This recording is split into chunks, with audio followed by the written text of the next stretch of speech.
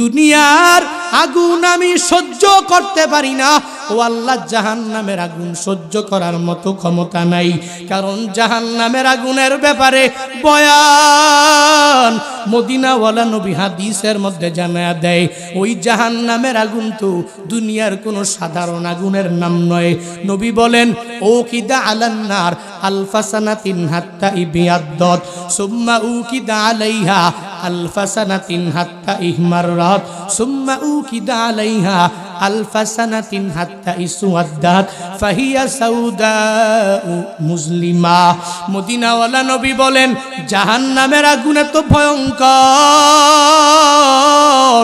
আল্লাহ সব গজবের ফিরিস্তাদেরকে আদেশ দিয়া দিলেন, হে গজবের ফিরিস্তা, ওই জাহান্নামের আগুনটাকে তোমরা 1000 বছর জ্বালানো শুরু করে দাও। জাহান্নামের গজবের ফিরিস্তারা জাহান্নামের আগুনকে 1000 বছর জ্বালাইলো। নবী বলেন, জ্বালানোর পরে রংটা ধারণ করলো সাদা।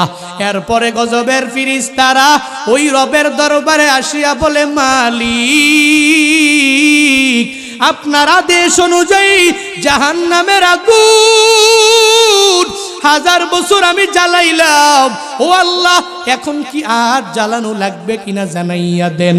আল্লাহ তখন বলে, হে আমার গজবের ফিরিস্তা,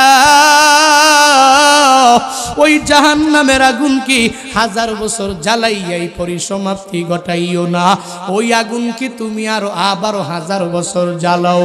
আবারও জ্বালানো হলো। আবার গজবের ফিরিস্তারা যায় বলে, ও মালিক আমার, এবার তো 1000 বছর জ্বালাইলাম, আরো জ্বালানো লাগবো নি। আল্লাহ বলেন, হবে না, হবে না, হবে না।